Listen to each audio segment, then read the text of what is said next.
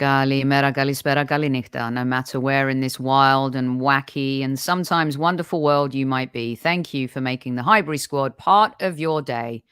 Oh, man, we got close. But I'll tell you something, if there's anything to be said about losing in glory, maybe tonight was one of those. We have a very special guest. Let's rock and roll. It's a new week. It's a blank canvas. Let's paint pictures. Let's tell stories.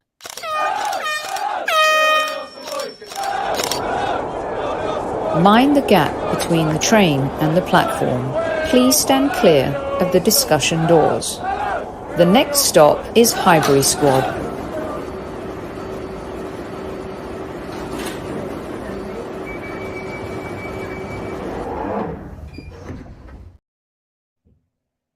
Evening, boys, girls, and everyone else. Welcome back to Squad Central for this fine Monday. At ease, everyone, at ease. It wasn't meant to be, but what is meant to be is we have a very special guest making her debut here at Squad Central. So show some love, and I know you're going to be nice to Rachel Nubra. Welcome, Rachel. Thank you very much. Thanks for having me.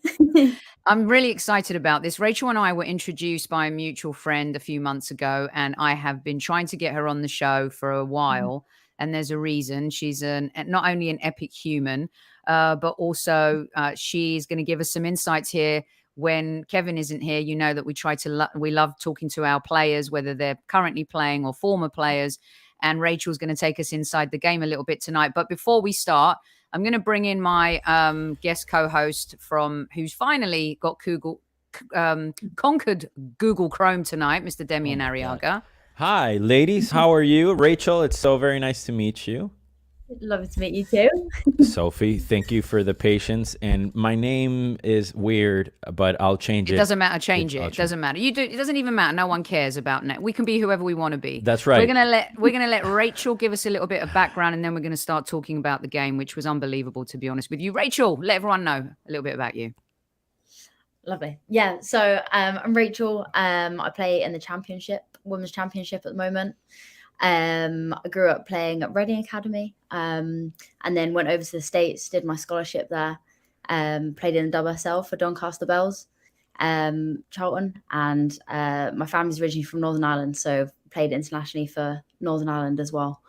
And I'm a massive Arsenal fan, so. Yes, she is. The secret is out. Yeah. So that means interacting with our girl Katie. Okay, yeah? Tell us, give us an anecdote, or do you know her? Is she a mentor? Talk to me. I don't know her personally, so I couldn't give you lots of stories in terms of that. But I heard all good things. Okay, you've heard all good things. All right, let's get into the game, Demian and Rachel. It was a groundbreaking night at the Emirates, and it was just one of those moments in the women's game. And with Rachel being here tonight, I think it's really poignant that we first talk about how our fans made it a sellout this evening. And, I know the result isn't what we wanted it to be, and we wanted to have our current team be on the Emirates to match our heroes from the past. But unfortunately, it didn't work out that way. But regardless, Rachel, you've played probably in front of two people, a few thousand people. And for the women tonight to be playing this semi-final at the Emirates, talk us through what that means to these players. Oh, it's unbelievable. Like, the journey we've been on in women's football over the past 10 years is just absolutely phenomenal. And the difference as a player when you're on the pitch, playing in front of a packed crowd, like when they scored that first goal and it just erupts, the feeling is just absolutely magical. So the players would have been so grateful to have all of that support there last night, and they deserved it as well. The game was obviously not the result we wanted, but it was such a good game, so competitive, so evenly matched. So yeah, I'm just absolutely gutted for them, but what an occasion. And the game continues to grow, which is, it's just amazing. Yeah, Demian, you've traveled to watch our women play. You flew all the way from here to go to the FA Cup final. You and I were ready to travel for the Champions League final. Damn it, I should never talk about these things before they actually hatch. No. But tonight, Demian, having followed this team for years, knowing some of the girls past and present who've played for our club, what a night, right? What a night to see it as a sellout for a women's game. Yeah, it was unbelievable. And I wrote a little bit about this on my blog, that it's not about this match, right? Of course, symbolically, we can talk about so many things, but for me, it wasn't about the players on the pitch versus Wolfsburg. For me, it was every journalist like you that has covered the game, every player like Rachel that has ever kicked the ball in the past as a woman against all odds. You know, everybody that is in women's football that is a woman basically has done the impossible already. So, you know, go sort of borrowing what you mentioned about flying to see them. Like, I could have gone to this match, but I chose not to because I'm going to sound like such a douchebag, but I didn't want to incur on such a high, debt or investment of money and not see Beth Mead, Viviana Miedema, Leah Williamson, Kim Little. And I also felt that this was just the first sellout of many. Like, we could clearly see that a tide has turned. We saw Barcelona against Real Madrid when they had the sold-out Camp Nou. And this is the equivalent to that for England and for obviously Arsenal, or what would be the WSL. So I think it's a turning point. I don't think that we missed, of course it was a historic night, but it's going to repeat many a time. It wasn't like it's going to be one-off once a season. I think that we're going to see a lot of this, and I'm just super proud. Of course, I'm gutted, and I could go on this rabbit hole, but I won't. But I'm just overall so proud and so happy, and I couldn't pick, two better people to talk about this than two Gooners, and obviously a player that lives my dream every day. So she does. Yeah. I want to, Rachel, there was a comment, and a good friend of the show, Tom Canton, asked Mikel Arteta about Giannis' comments post losing an NBA series about failure in sports. And a journalist asked him, is it failure that you're not going to win the NBA championship this year? I really want to understand it from a player's point of view and how you see it. Because failure is such a big word. And yes, we are not going to win the Champions League and we failed to get to the final. But is a night like tonight considered failure in the players' eyes? Take me beyond the white lines and into the dressing room. Yeah, definitely. I think as soon as you come off that pitch, the immediate reaction is that it feels like a failure. Like, you feel every part of it. They'll be absolutely gutted right now. And I've been in the position that Lotte Wubben-Moy's been in, where I've, in an international match, played a back pass that didn't quite make it to the keeper, and they got through on goal and scored. And like, it is the worst feeling. So it will feel like a failure now, but in 2-3 days time, once it like settles down and they start to rationalize it and go back and look at the game and realize what they've done in terms of coming back in the first leg. And like you mentioned before, like, so many high profile players on the sidelines with injury. Lots of younger players have had that experience coming in that they wouldn't have otherwise had. So in a couple of days' time, they will take it and they'll come back much stronger. And as you say, they won't see it as much of a failure, but they'll be able to dissect the game and realize, actually, do you know what, we've made a great account of ourselves. And yeah, hopefully next year will be the year where we get potentially an all English Champions League final, and hopefully a winner again would be brilliant. Yeah, it felt like it was our night, and I was really confident throughout the game. Demian, I want to get the fan point of view too, as the question of failure, because it's happening to our men's team as well. Everyone's enjoying the bottled it narrative. As you saw, I went head to head on Sky last week, and I feel like I've been, Jon Snow, the Battle of the Bastards episode, where all the horses are coming at you and you're just standing there with the sword and you're defending your club left, right, and center. Yeah. Of course, we want to win trophies, but I think this season has been a bit of a different journey to point the finger as a fan and, and just say, yes, you've all failed. Yeah, I think that narrative is so cheap and so easy and so basic and reductive that it's disrespectful, but it also can come from people that have a certain outlook in life. And I understand when people are binary about success or failure, but I'm just not that way. To borrow another sort of basketball analogy, since you brought up Giannis, Michael Jordan defined success as not as trying, basically, or failure as not trying. So there's no way that you can tell me that by that definition that the girls failed. of course, we would have liked to reach the final, but the fact that it's not like they were outplayed or didn't show any heart. It was just tired legs and mistakes that happened in both legs that are understandable. I'd rather lose that way, and I would consider it not a failure. I would consider it maybe not success, but some weird gray area. And I respect them so very much. So to me, the fact that we're trying is amazing. And when you talk about at one point we don't have 7 of our starters or 6 of our starters, it's absolutely ridiculous that we got to the point that we were at. And it would have been just the most incredible achievement if you make a Champions League final against Barcelona without 5 of the best player or 4 of the best players to play in the last 20 years or so.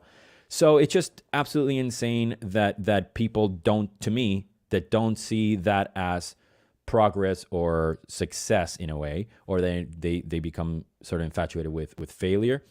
And I also think that,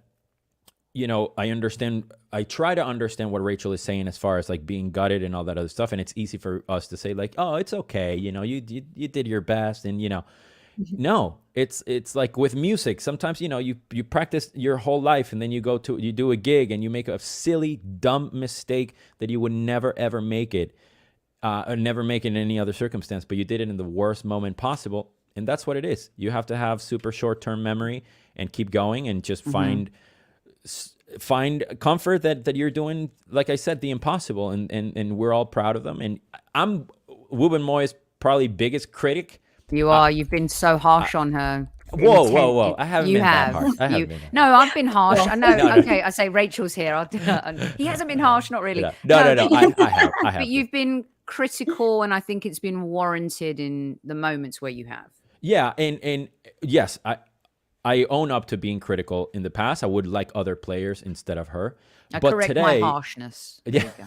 But today, if I had to pick one word, would be that I'm proud of her. I think she played incredibly well. And that mistake, it could have been anybody. It didn't have to be her. Anybody could have made that mistake, and it would have sucked, and it wasn't good. But it's what it is, and I am of the belief that you'll learn and you move forward, and next season is another opportunity with all the players coming back. And, I'm very optimistic. All right, let's read out some of the comments from our listeners, and we'll get Rachel's take on this as well. Evgeny, good evening. Hope all is well in Moscow for you. Palova produces a very inspiring performance. I'm looking at her as a representative of our bright future. And a lot of people feel like Palova maybe hasn't delivered it. I think people have, and maybe Demian will help me here. Rachel, have you seen a lot of Palova since she's signed for us? And I haven't watched loads of it. Yeah. I think maybe the expectations are sometimes super high. You played for Charlton and going to Coventry and at your international level too. Do you feel those expectations when you make when you make a transfer? Because I feel like she's had a mixed bag of reviews, and maybe the expectations just sometimes are too high when a new player comes in.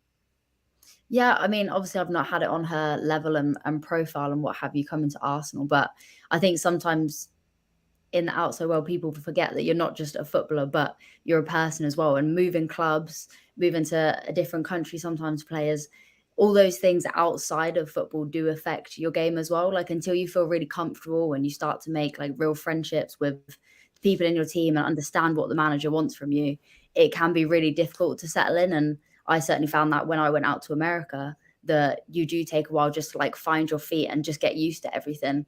And so sometimes it's not even like the outside pressure and the comments that affect you. I think a lot of the time as players, you get the good and you get the bad. But actually just like settling into where you are is such a big part of it.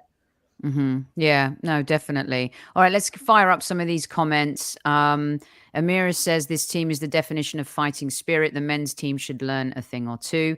Matthew says Lottie played her heart out. Everyone saw just how the mistake affected her. Demsek, yes, gutted not to win and go through, but a great game, and they got to the semi-final. Runs with cows. Losing is losing, but getting this far under the circumstances is amazing. MK says noticing a lack of toxicity by women's games. So much support for Wob and Moy.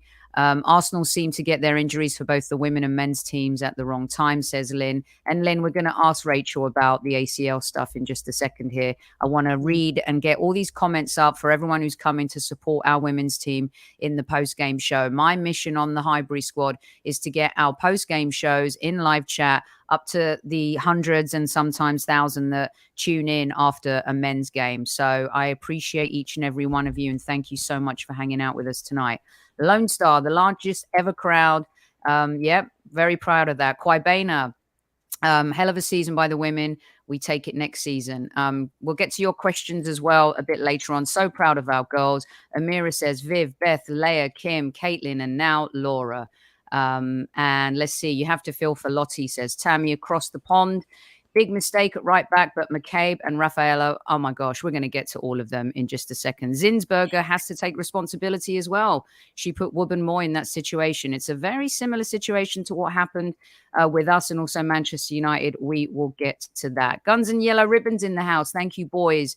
If you don't subscribe to their show, please go. It's one of the most authentic shows out there. These boys travel home and away to watch their Arsenal, and they support the women's team as well. Gutted for the Arsenal women, but wow, 60,000 supporters getting behind the ladies. And Guna Work says Lottie had an absolute fantastic game up until that mistake, so gutted for her. I agree. I thought that she had probably one of her best games in an Arsenal shirt. Rachel, let's talk about our goal and how things started off. And Stina, a lot of fans are saying that maybe we lost the edge when Stina came off and we didn't have the penetration on the flanks because there wasn't that runner going down the middle. Her performance, and then if you agree or disagree on the sub, maybe she was out of gas. Yeah, I was very confused at that sub. I thought like the first goal, you could tell that she was bang up for the game, like aggressive front foot. Obviously the second disallowed goal as well from the offside. Like she's just so dynamic, as you say, like those runs in behind. I think there must have been another reason why he brought her off. I was very confused. And I think, yeah, we did lose a lot of dynamism going forward when she came off, personally.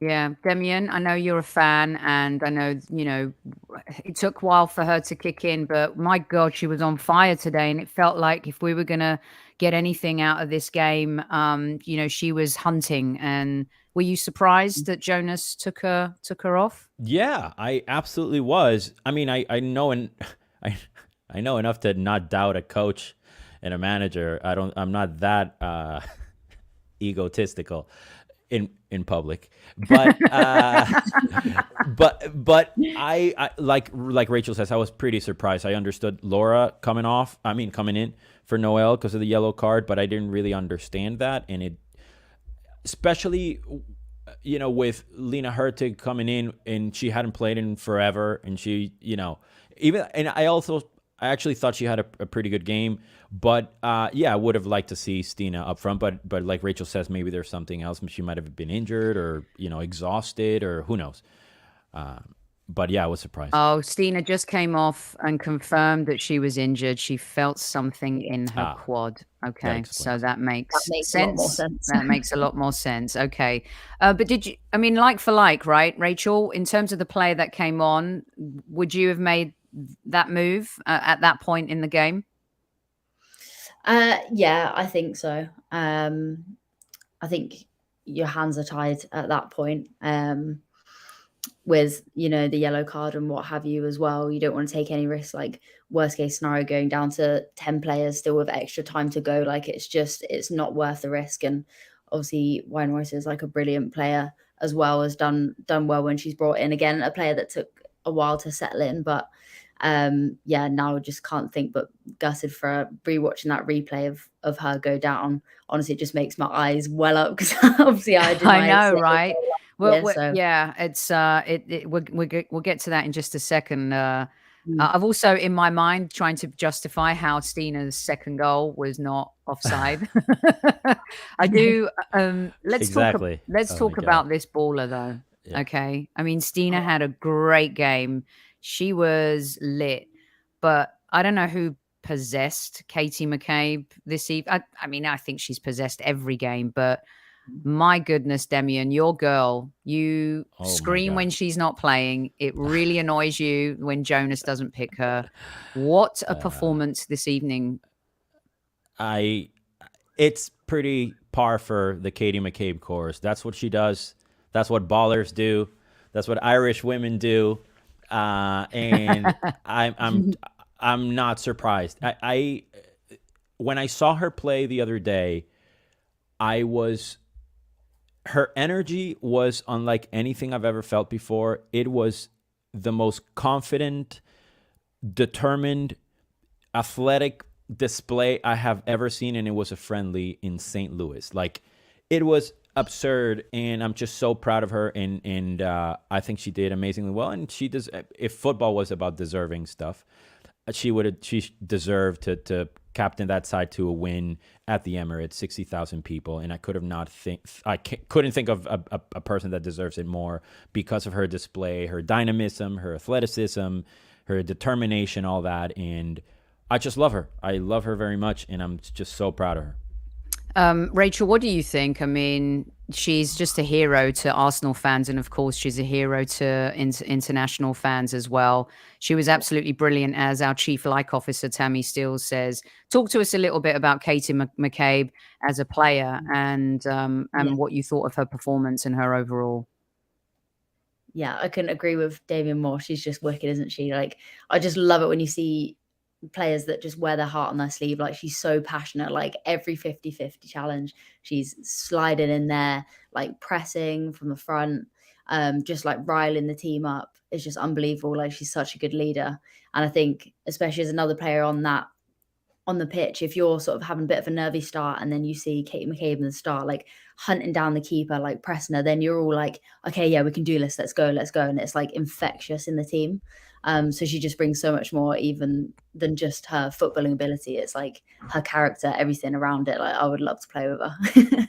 Yeah, I mean, she's really incredible. And I feel like, this game, a little bit like the Manchester City game and our Arsenal men, guys, right? Sometimes you come up against a team.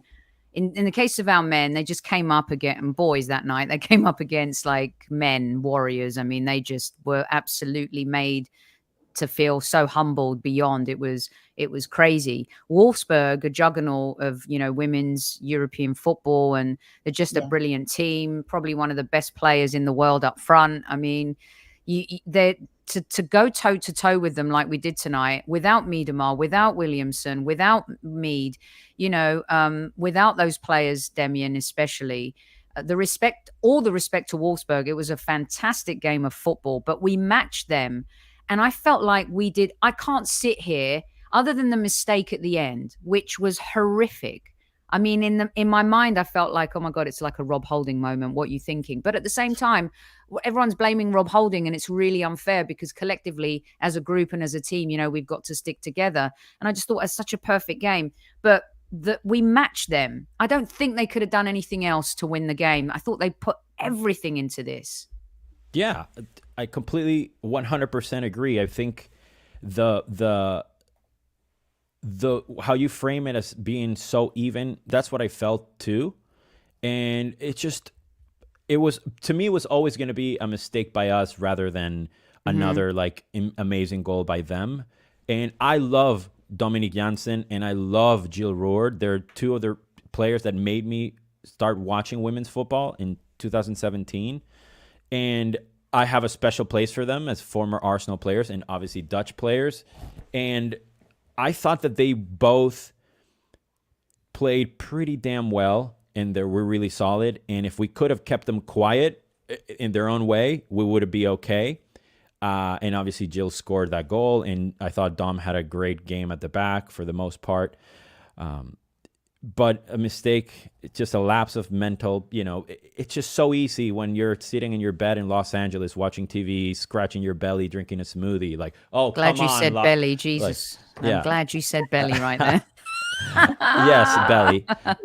It's just unfair to say anything, anything In else. this case, because in this case today, yes, I agree with you. Yeah. But we're not going to go soft because we criticize when it's due. Sorry, Rachel, we do. That's what we do on the YouTube channel. No, that's We're gotta very say how it is. friendly here, though. Oh, Yeah, and very by the friendly way, here. can I say something really quick?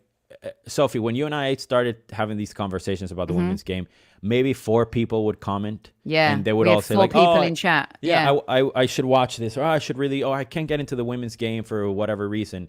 And now look at this chat, look at all these people. So I know I'm trying to keep up with the comments and the questions, and I love it. And it's just going to beautiful. continue to grow. Here's a comment from Jill. Credit to Arsenal. They've been through a lot as a team, but they made it super hard at the end. They could have won. We could have won. We were the lucky ones. And sometimes that happens in football, doesn't it, Rachel? Luck plays a huge part. It does. It does. You can't overlook it. Like Katie McCabe's cross/shot that hits the bar at the end, like a moment like that, if it just dips like an inch lower, do you know what I mean? There's such fine margins, and luck is a part of it. Like that offside was so close as well for our disallowed goal. Like luck does play a big part in it. As you say, it was such an even game. You can't knock them for everything they put into it. Yeah, it's more frustrating the more you talk about it. I know, right? Okay, so before we get to some questions for you both, I want you to talk about anything that you observed in the match. Demian, you first. Was it Frida? I mean, she just keeps growing and growing into every single game. Was there our Brazilian superstar and Copa America winning captain at the back, just unbelievable. I love her. I think she's my favorite player now, but give me a quick summary of who you felt also shone, because obviously Katie and Stina are going to steal the headlines. I mean, not to be super sort of romantic about it, but to watch Jen Beattie score a header at the Emirates, 60,000 people, basically the fans' favorite player, most beloved player for on and off the pitch reasons. To me, that is validation that she should be playing when Wubben-Moy is playing, right? That's how I can sort of summarize it. I always think that she should be playing ahead of Wubben-Moy. And I don't know what else she has to prove.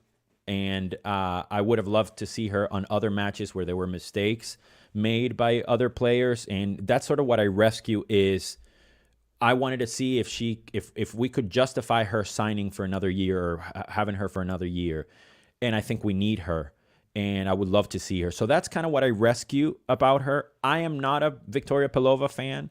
I understand that players can have good games and how people can change their opinion, but I always feel like there's something. It's like Xhaka.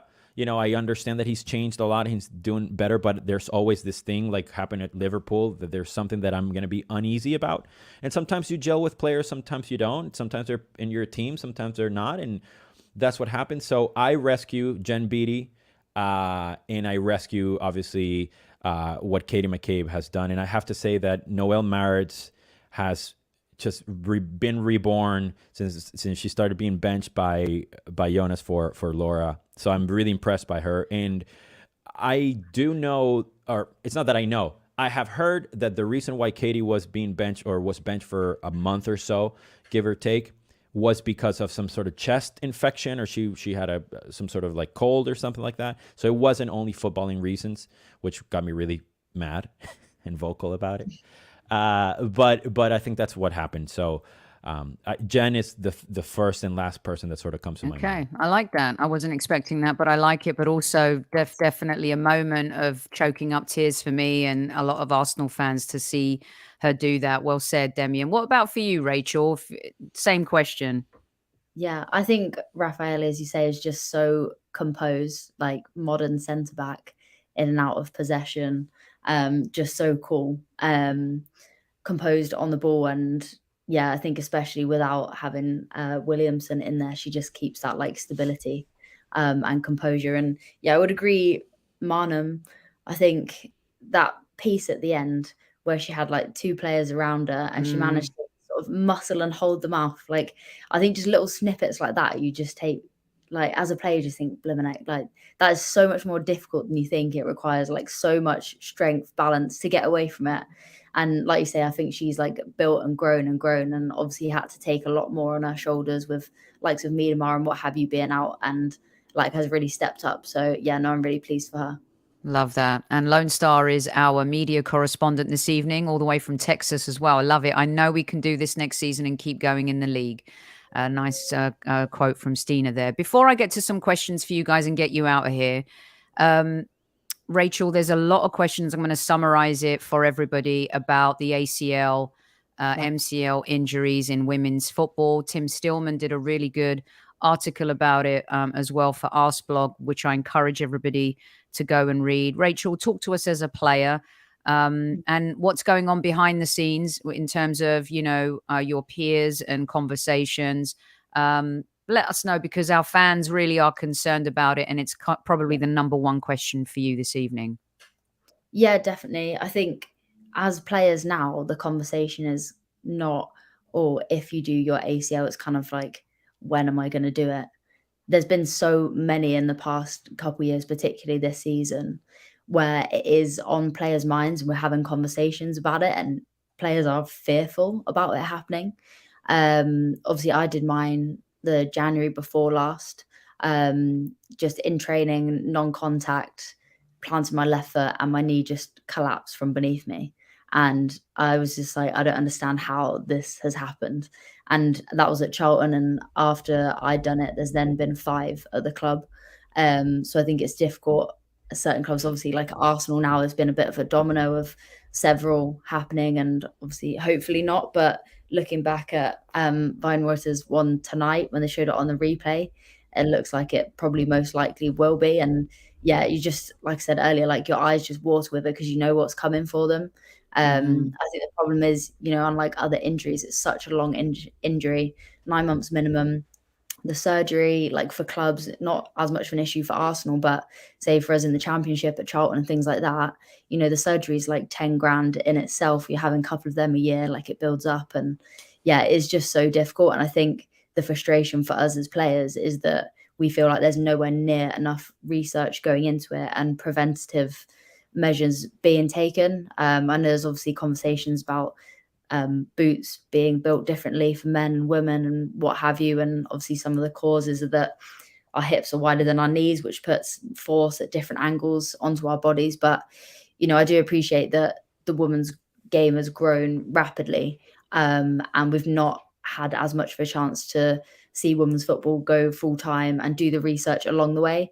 All of the research up till now has been based on male athletes, which is like completely irrelevant to us in terms of this. So I think, although it's horrific that players like Leah Williamson are going through this, with there being such high profile players, hopefully it initiates more and more funding into research and preventative measures. And that's what we want to see, really. Wow, what a wonderfully articulate answer, and thanks so much. And now I wanted to put this up from the Guns and Yellow Ribbons guys, because Theo Walcott talked about this, and we know physically as women we're different. We handle things differently. Our body reacts differently to things. You put it eloquently. What about the hard surface and the pitches and that, in terms of what Guns here are asking, right, Rachel? Yeah, I think it's really difficult. I think from our experience of players we've seen, it's been on all different surfaces. So I think, like, when I looked at the several injuries we've had at Charlton, some were on the grass training pitch, some were at the men's stadium at the Valley, some were at the horrific women's home pitch, all that are really different surfaces. And a lot of teams in the Championship are playing on like the 4G on like artificial turf, which you would think would be worse. But a lot of these ACLs are happening on grass, so it's not just that. So it's a whole range of surfaces. So I don't think it's necessarily that. Right. I think it is more about the female physiology and what have you. And I think because we've now playing, like you've seen tonight, like that competitive, like intensity that the game has now jumped to, I don't know if we have the right measures in place. We haven't caught up with that yet. Like I know one of the things is women naturally have like more weight propensity at like the front of your body than the back. So like generally have larger quads than hamstrings, for example. That's just like naturally female body. And when you're running, your hamstrings are like your brakes, which prevent you from basically rupturing your ACL. So things like that naturally that have a larger propensity for it to happen. So it needs to be built into sort of like S&C programs and stuff. But yeah, basically we just don't have enough research done yet. Yeah. And the injury tonight, as a few have said, happened on a superb turf at the Emirates. That is probably one of the best in the league. And MK in the house from Arsenal Los Angeles. Thanks for joining us, MK. It takes our muscles longer to recover as well. Yeah. And I think we're going to the menstrual cycle also makes the body more sensitive to a lot of different things. We're going to keep talking about this, and we're going to keep bringing attention to it, and we're going to help as much as we can raise awareness. And Rachel said something really poignant that I didn't even think of. When you talked about clubs that don't have as much money as Arsenal and how much it costs for surgery and the investment and stuff, I mean, that's huge. And so, yeah, the women's game is catching up, and looking after our players is the most important thing we have to do. And thank you for sharing that with us, for sure. And yeah, very good answer. In the men's games, it's hamstrings. So yeah, they've got the funds and the limitless bottomless pits, Demsek, to deal with it. Let's get back to the questions real quick. Demian, did you want a quick comment on this, or are you good to go? No, just want to bring up a point that Rachel mentioned about the mental part. That is so worrisome and so scary, and I feel for them, because it's like when you skateboard, you cannot be scared of a trick. You have to commit all the time. Otherwise, that's when you get injured. Your body and your brain kind of activate, and you might fall and you might hurt yourself, but it's not as bad as if you're scared and non-committed. And that happens to me when I recovered from my injury playing football the other day. I came in kind of half, like really worried that I didn't want to get injured, and I got injured again. So you have to commit.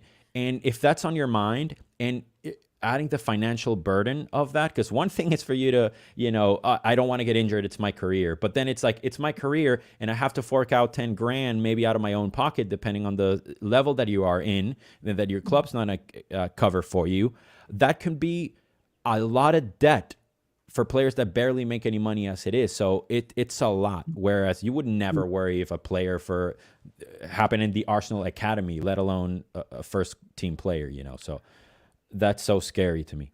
Yeah. Okay, let's get some questions. Quick fire. Rachel, I promised you, I'll get you out of here, but I promise we'll do questions. Are you good for another 8 minutes? Okay, cool. Yeah. Let's talk about the manager a little bit, because a lot of questions coming in for him. I don't know what your take is on Jonas. I know Demian throughout the season has questioned some of his substitutions, and even his starting 11s. Demsek wants to know what happens to Jonas after the game this season. I think a little like Arteta, he'll be given more time. And what's your take, Rachel? Are you happy with the job he's doing? Yeah, I think giving him more time, like you say, I think you've got to take everything into context with injuries and things like that. Like, still getting to the semi-final of Champions League is unbelievable. And yeah, I think obviously the modern era is so quick to get rid of managers. And I think what we've proven on the men's side with Arteta and sticking with it and giving them time to make a real impact is more beneficial. So yeah, I would imagine they keep him, and he would want to stay. Cool. Demian, I'm going to mix these two for you. One from Lynn asking if Jonas made similar mistakes to Arteta. We touched on the subs at the very beginning, but Amira also says the subs didn't make sense. The only thing you can think of, Steen was injured, which we know. But overall, are you happier with Jonas towards the end of this season? Yes, I'm happier with him, and I think the hindsight is always 20/20. Had Lena Hurtig scored that one touch, we would have been saying how brilliant of a sub that was, and he was right. But she didn't, and that's okay. So I am full on the Jonas train. I believe in him. I'm willing to give him as long as he needs. And unfairly, next season cannot and will not be a season like he would have liked, because he has 5 players out indefinitely, and it's just going to have to... He's going to have to buy a bunch of new players. Maybe he didn't have Palova or Wubin Moy as his first team starters, and now it might have to be a thing where he's forced to do it. So who knows? But time will tell, and I'm willing to give it to him. All right, cool. Here's one for Rachel, because she plays week in, week out. Can we discuss the standard of refereeing in the women's game, even at the last minute, given a goal kick on the most obvious corner? But it was an offside. That's why they didn't give the corner, to be fair. This can't go on. The players deserve much better than these refs. I actually appreciated the referee this evening a little bit. and felt she went to the monitor, made good decisions, and let the game flow, even though it was very physical at times. Rachel, your take overall on refereeing in the women's game and the game tonight? Tonight, I agree with you. I thought they were actually all right. I was going to lose my mind when she went over to the monitor if she gave that as a handball, because I was thinking, oh my God, yeah. I honestly would have lost my head. So thank goodness she backed herself enough to watch it and make the right decision. So yeah, I think tonight they did well. Generally, I think there is a lot of ground to make up on the refereeing. Obviously, I'm in the championship, but we have a lot of similar refs in the WSL and the championship, and there is catching up to do, and it is very, very frustrating. Obviously, most of the time we don't have VAR in the domestic leagues. And yeah, it is a constant frustration and it does need improvement. But I appreciate it's taking time with, them becoming more full-time, the referees in the leagues and stuff. But yeah, I won't say too much more. I'll get myself in trouble. Well, Rachel, it's usually the listeners that get the reds and the yellows here. So yeah, do be careful, because you don't want to get sent off on your debut, do you? Although you've lasted 40 minutes, so you're good. You're good. I've had back-to-back red cards before. So yeah, just a few more for the guys here. Demian, I'm going to let you take this one. Everyone asking about Leah Walty and if she's going to sign a new contract. No running power in her legs, holding the club to ransom, says Dave Jordan. I won't lose sleep if she goes. Hey, I put up the good, bad, and the sometimes ugly questions, but I think it's fair. I'll tell you what, I'm not going to lose sleep over this comment. I have no idea if she's going to sign. I don't think anybody does except people at the club. I feel that she's the barometer of the club. How she's playing, the whole team plays more than Katie and other plays just because of her position. So I'm hoping that she will stay, especially after the injuries we've had with Kim and Leah. If Leah at some point was going to move to the middle of the park and Woman Moy take that place with Hafa and stuff. So I'm hopeful that she'll stay. But if we can recover from Daniela van de Donk leaving, the whole club can leave and I'll still love that damn squad. So. Oh, man, your love for her is just, I'm going to put this one up for Rachel before Fergus ducks out here, because it's a good one. And then a final comment as well from a fellow podcaster. With record attendance and the growing popularity in the WSL, when will the salaries catch up? Will the WSL let them get out of hand like the men's game, or will they cap the wages? And just before you answer that, Rach, final point from him. I think it's great the overlapping comparison from women's game to men's game shows it's finally been taken seriously.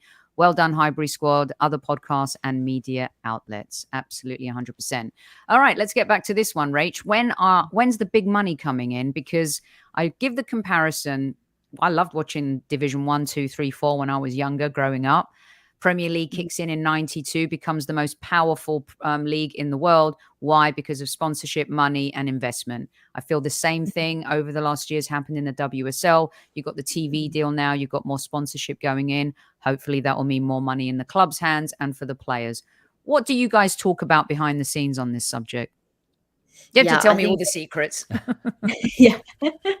Yeah, I think it's a great question. And it was actually something that was going through my mind watching it tonight, thinking, the rationale has always been, well, the women's team, like, you don't bring in any money, so you can't be expected to pay huge salaries, because where's the money coming from? Which is horrendous, but you understand it, right? You've got to bring money. And then now when you see those attendances, you're thinking, wow, like, what amount of revenue was generated tonight at that game? And is that getting filtered through to the players? Obviously, the problem is at the moment that the week in, week out attendances aren't amazing, like still playing at Boreham Wood, for example, and places like that. Like the crowds aren't as big, so you're not getting that regular amount. So I think what will really help is if we can get to a place where either Arsenal women have like their own stadium that's of that size, but obviously what would make more sense is have more games at the Emirates and to be putting the marketing into it. And that's what getting the crowds there. Like when I was going around in the tube, like I saw their advertisements for this game.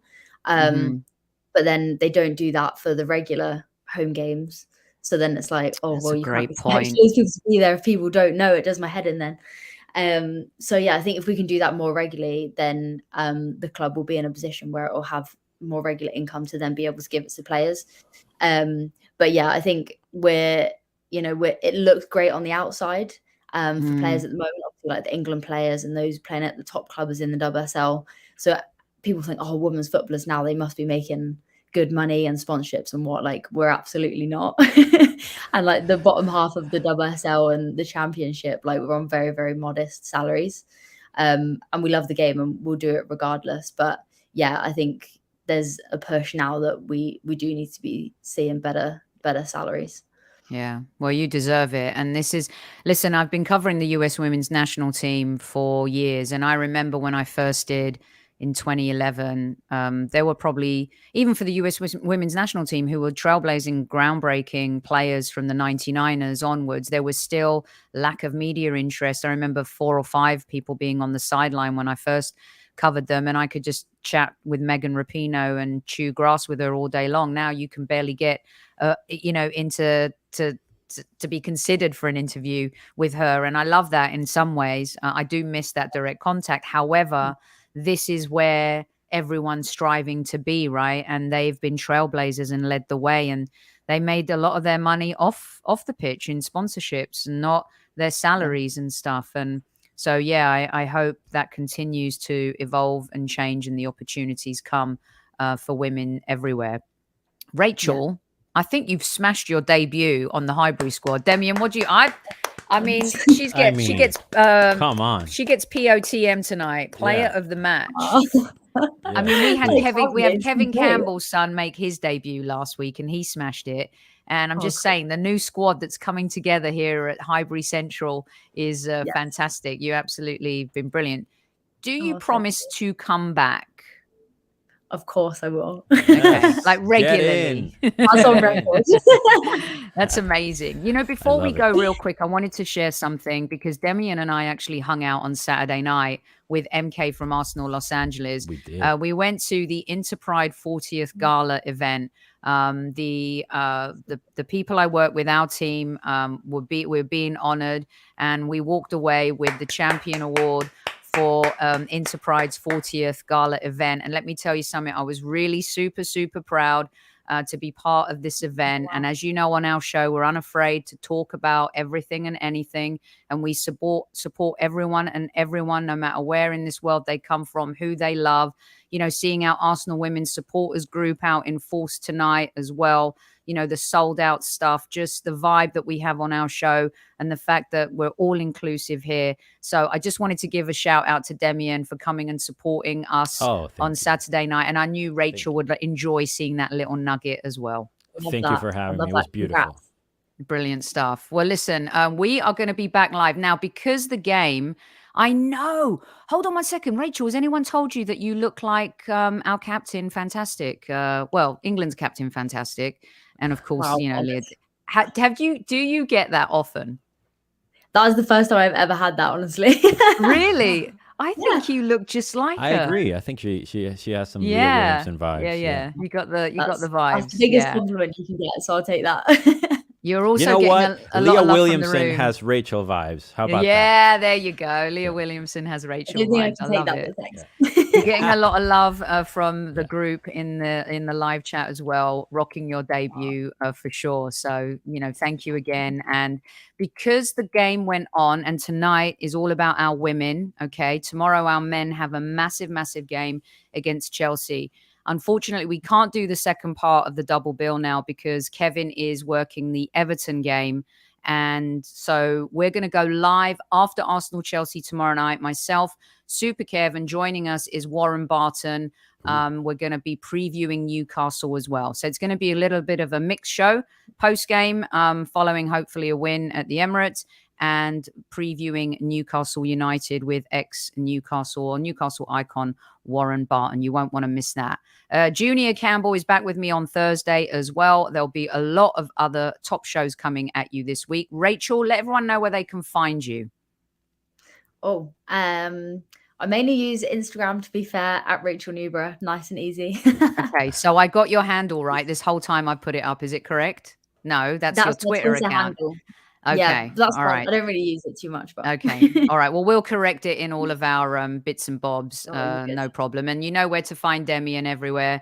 and you'll see Demian on with me on the last show. I have a young woman who's going to be joining us on our other women's shows too, Liv, who I met at the Chicago Gooners event. I had her down to come in today, but unfortunately, because I had to change around the times, she couldn't join. So we're going to continue to give opportunities to all of our young listeners out there as well who love the women's game. As our chief like officer says, Tammy, hit the like button on the way out.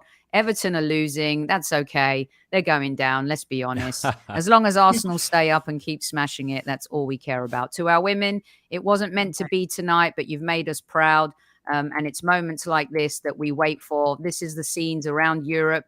The game just continuing to grow and stadiums, filling up. For them to play at the Emirates tonight was incredible.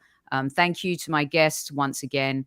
And from us here at Squad Central, at ease, Squaddies. At ease. Don't forget to visit Zenith Coins and get your discount.